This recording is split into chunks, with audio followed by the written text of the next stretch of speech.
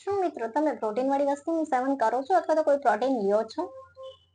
Gym નથી કરતા તો પ્રોટીન લેવાની શું જરૂર છે? આવો દરેક લોકોનો પ્રશ્ન હોય છે.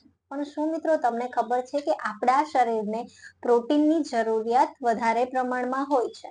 પ્રોટીન તો ખાસ આપણા ડાયટમાં એડ કરવું જ જોઈએ.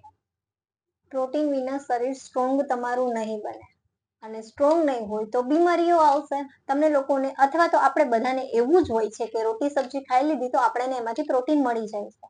પણ શું તમને ખબર છે કે આપણા શરીરને જરૂરી પ્રોટીન એ રોટી સબ્જીમાંથી મળી શકે છે? નથી મળતું. અને આના લીધે આપણા ખોરાકમાં પ્રોટીન ઓલમોસ્ટ મિસિંગ હોય છે, જેના લીધે આપણા શરીરનું હીલિંગ સ્લો થઈ જાય છે. સ્કિન ડલ થવા લાગે છે, હેરફોલ થવા લાગે છે, એનર્જી પણ લો થઈ જાય છે. પ્રોટીન એ શરીરનો બેઝ છે. પ્રોટીનની કમીને લીધે શરીરમાં કમ શક્તિ આવે છે.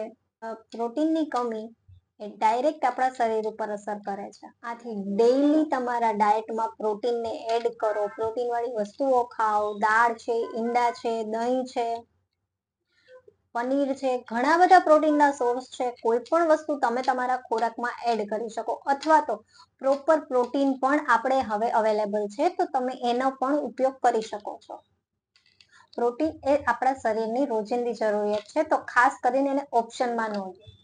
જો તમે પણ કોઈ બેસ્ટ પ્રોટીન ઈચ્છતા હોય, અથવા તો જો તમે પણ કોઈ બેસ્ટ પ્રોટીન શોધી રહ્યા છો, તો આજે જ મને મેસેજ કરો, જેથી હું તમને બેસ્ટ પ્રોટીન સજેસ્ટ કરીશ.